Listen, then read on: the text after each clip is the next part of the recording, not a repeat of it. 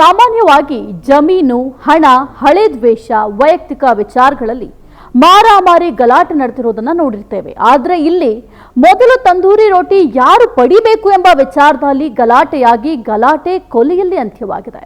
ಮದುವೆ ಅಂದ್ರೆ ವಧುವರರಿಗೆ ಹೊಸ ಜೀವನದ ಆಶಾಕಿರಣ, ಹೊಸ ಬದುಕಿನ ಉತ್ಸಾಹದಲ್ಲಿರ್ತಾರೆ. ಸಡಗರ ಸಂಭ್ರಮ ಮನೆ ಮಾಡಿರುತ್ತೆ. ಆದರೆ ಕೆಲವೊಂದಿಷ್ಟು ಮಂದಿ ಮದುವೆಗೆ ಬಂದ್ವಾ ಹೋದ್ವಾ ಅನ್ನೋದನ್ನ ಬಿಟ್ಟು ಅಧಿಕ ಪ್ರಸಂಗ ತೋರಿಸಿ ಆ ಅದ್ಭುತ ಕ್ಷಣವನ್ನೇ ಹಾಳು ಮಾಡ್ತಾರೆ ಅನ್ನೋದಕ್ಕೆ ಈ ಒಂದು ಘಟನೆಯೇ ಸಾಕ್ಷಿ. ಆ ಅಪ್ರಾಪ್ತ ಯುವಕರು ಮಾಡಿದ ತಪ್ಪಿಗೆ ಖುಷಿ ಸಂತೋಷದಿಂದ ತುಂಬಿರಬೇಕಾದ ಮದುವೆ ಮನೆಯಲ್ಲಿ ಸೂತಕದ ಛಾಯೆ ಆವರಿಸಿಬಿಟ್ಟಿತ್ತು.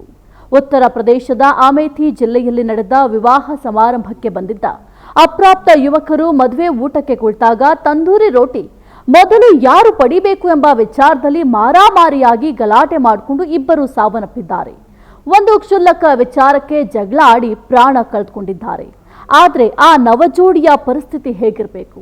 ಮುಂದಿನ ಜೀವನದ ಕನಸು ಕಾಣ್ತಿದ್ದ ಜೋಡಿ ನಮ್ಮ ಮದುವೆ ಒಂದು ಸುಂದರವಾದ ಮರೆಯಲಾರದ ಸಿಹಿ ಕ್ಷಣವಾಗಬೇಕು ಅಂದ್ಕೊಂಡಿದ್ದ ಜೋಡಿಗೆ ಅವರ ಮದುವೆ ಒಂದು ರೀತಿ ಮರೆಯಲಾಗದ ಕಹಿ ಘಟನೆ ಆಗಿ ಹೋಯಿತು.